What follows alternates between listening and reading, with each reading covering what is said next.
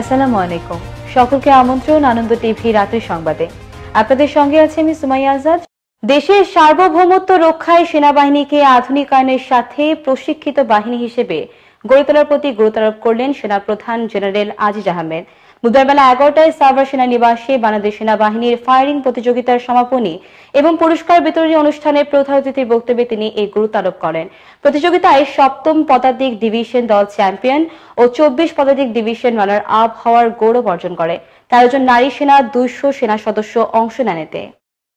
আগামী 2 সপ্তাহের মধ্যে মশা নিয়ন্ত্রণে আসবে বলে আশাবাদী ঢাকা দক্ষিণ সিটি কর্পোরেশনের মেয়র শেখ ফজলে নূর তাপস। বুধবার দুপুরে রাজধানীর পান্থকুঞ্জ এসটিএস উদ্বোধন শেষে এই আশাবাদ ব্যক্ত করেন মেয়র।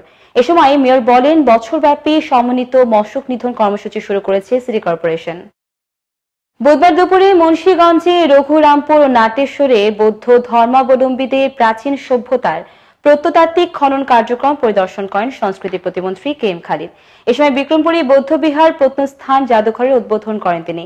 এর আগে 5 মাস ব্যাপী খননে যে সকল প্রাচীন প্রত্নবস্তুর সন্ধান মিলেছে সে সকল স্থানেও ঘুরে দেখেন প্রতিমন্ত্রী। ইউনিলিভারের নিজস্ব তত্ত্বাবধানে 2018 সালে নেওয়া হয় একটি বই প্রকাশের উদ্যোগ। অবশেষে 27শে ফেব্রুয়ারি রাজধানীর একটি অভিজাত হোটেলে আনুষ্ঠানিকভাবে মোড়ক উন্মোচন করা হলো যাত্রা লাল সবুজের দেশে ইউনিলিভারের গল্প শীর্ষক বইয়ের। বাংলাদেশে নিজেদের গৌরবোজ্জ্বল পথচলা উদযাপনে বইটি প্রকাশ করেছে ইউনিলিভার বাংলাদেশ লিমিটেড। বইটিতে তুলে ধরা হয় বহুজাতিক প্রতিষ্ঠান ইউনিলিভারের পথচলা ও সাফল্যের গল্প। অনুষ্ঠানের প্রধান অতিথি হিসেবে উপস্থিত ছিলেন বাংলাদেশে নিযুক্ত British high commissioner H.E. Robert Chatterton Dickson. এছাড়া উপস্থিত ছিলেন প্রখ্যাত অভিনেতা ও রাজনীতিবিদ আসাদুজ্জামান নূর সহ বিভিন্ন প্রতিষ্ঠান ও সংগঠনের বিশিষ্ট ব্যক্তিবর্গ। নাটোরের বড়গ্রামে সুদ দিতে না পেরে নিজের সন্তানকে মহাজনের কাছে 1,10,000 টাকায় বিক্রি করে দিয়েছিলেন এক মা। বিক্রি হওয়া সেই শিশুটি টাকা পরিশোধ করে আবারও মায়ের কোলে ফিরিয়ে দিলেন উপজেলা প্রশাসন। বুধবার দুপুরে নাটোরের জেলা প্রশাসক শাহরিয়াজ ওই শিশুকে তার মায়ের কোলে তুলে দেন। এ সময় বড়াইগ্রামে UNO Jahangir Alam, officer in charge Anwarul Islam এবং ইউপি চেয়ারম্যান নিরুফার ইয়াসমিন ডালু উপস্থিত ছিলেন। সিরাজগঞ্জে নজরুল ইসলাম নামে এক নির্মাণ শ্রমিককে কুপিয়ে হত্যা করেছে দুর্বৃত্তরা। মঙ্গলবার রাত 8টার দিকে সদর উপজেলার শিয়ালকোর ইউনিয়নের বিসিক মোড়ে এই দুর্ঘটনা ঘটে। কাজ শেষে বাড়ি ফেরার পথে বিসিক মোড়ে ওত পেতে থাকা একদল দুর্বৃত্ত তার বুকে ধারালো অস্ত্র দিয়ে আঘাত করে পালিয়ে যায়। উদ্ধার করে সিরাজগঞ্জ হাসপাতালে নিলে চিকিৎসক তাকে মৃত ঘোষণা করেন। মানিকগঞ্জের সিংগাইরে দলীয় কোন্দলের জের ধরে উপজেলা ছাত্র দলের সাধারণ সম্পাদক ফারুক হোসেন মিরুকে কুপিয়ে হত্যার অভিযোগ উঠেছে। গত সোমবার রাতে সিংগাইর পুরানো বাসস্ট্যান্ড এলাকায় তাকে কুপিয়ে জখম করা হয়। মঙ্গলবার দুপুরে ঢাকার একটি হাসপাতালে চিকিৎসাধীন অবস্থায় মৃত্যু হয় তার। এদিকে বুধবার হত্যার সাথে জড়িত 3 জনকে গ্রেফতার করেছে পুলিশ। এ সময় উদ্ধার করা হয় হত্যাকাণ্ডের সময় ব্যবহৃত সরঞ্জামাদি।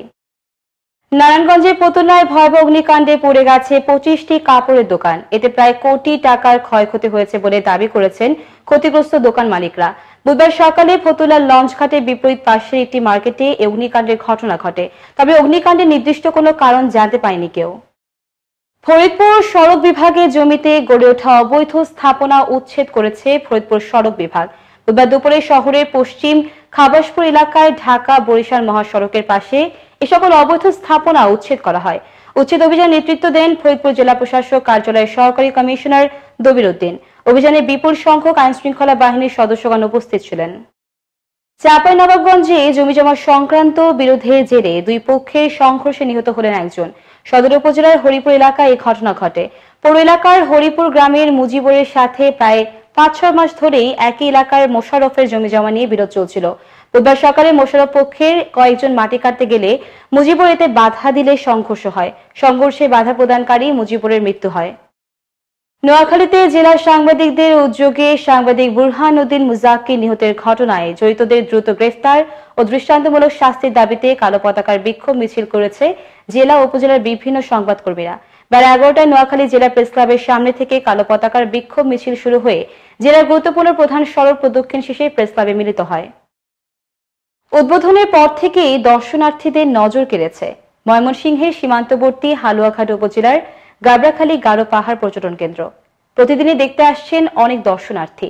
পরিবার পরিজন নিয়ে এসেও সন্তোষ প্রকাশ করছেন তারা। এদিকে পর্যটন কেন্দ্রটিকে ঘিরে ভারতের সাথে ব্যবসায়িক সম্পর্ক গড়ে উঠবে বলেও মনে করছেন সংশ্লিষ্টরা।